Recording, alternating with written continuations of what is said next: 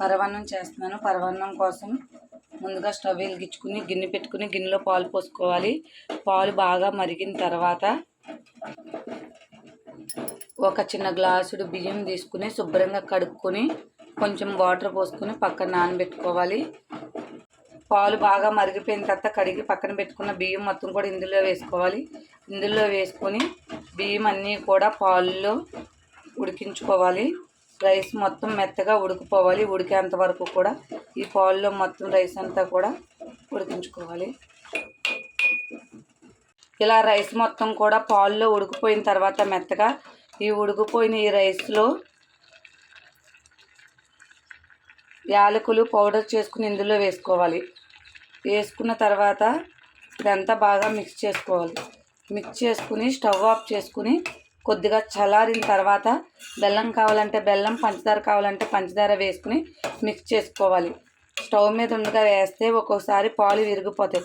విరిగిపోయినప్పుడు rice అంతా కూడా పాడైపోతుంది. కాబట్టి ఇది మొత్తం చల్లారిన తర్వాత అప్పుడు పంచదార కావాలనుకుంటే పంచదార, బెల్లం కావాలనుకుంటే బెల్లం, మీకు ఏది ఇష్టమైతే అది ఇందులో మిక్స్ చేసుకోవడమే. ఇప్పుడు స్టవ్ ఆఫ్ చేసుకున్నాను. స్టవ్ ఆఫ్ చేసుకున్న తర్వాత ఇదంతా కూడా బాగా చల్లార్చాను. చల్లారిన తర్వాత ఇందులో నేనైతే పంచదార వేస్తున్నాను. నేను పంచదారతో చేస్తున్నాను కాబట్టి పంచదార వేసి చేస్తున్నాను. తీపికి సరిపడా పంచదార వేసుకోవాలి. ఎక్కువ స్వీట్ కావాలంటే ఎక్కువ, తక్కువ కావాలంటే తక్కువ వేసుకుని అడ్జస్ట్ చేసుకోవాలి.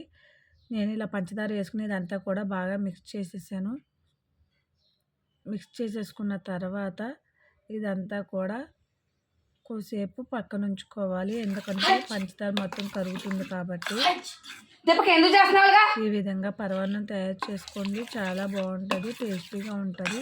బెల్లంతో చేసుకుంటే ఇంకా టేస్టీగా ఉంటుంది. కానీ బెల్లం కన్నా పంచదార కొంచెం తొందరగా కరిగిపోతుందని చెప్పి అడవి సమయంలో ఇలాంటివి చేసుకుంటే తొందరగా అయిపోతుంది. చూశారు కదా, పరమాన్నం రెడీ అయిపోయింది. ఈ విధంగా ట్రై చేయండి, చాలా బాగా వస్తుంది. పంచదార అని అనుకోవద్దు, పంచదారతో కూడా టేస్ట్ చాలా బాగుంటుంది. ఇప్పుడు నేను ఈ పరమాన్నాన్ని ఒక గిన్నెలోకి వేస్తున్నాను. చూశారు కదా, పరమాన్నం రెడీ అయిపోయింది. చాలా సింపుల్గా, ఈజీగా. Okay, bye friends.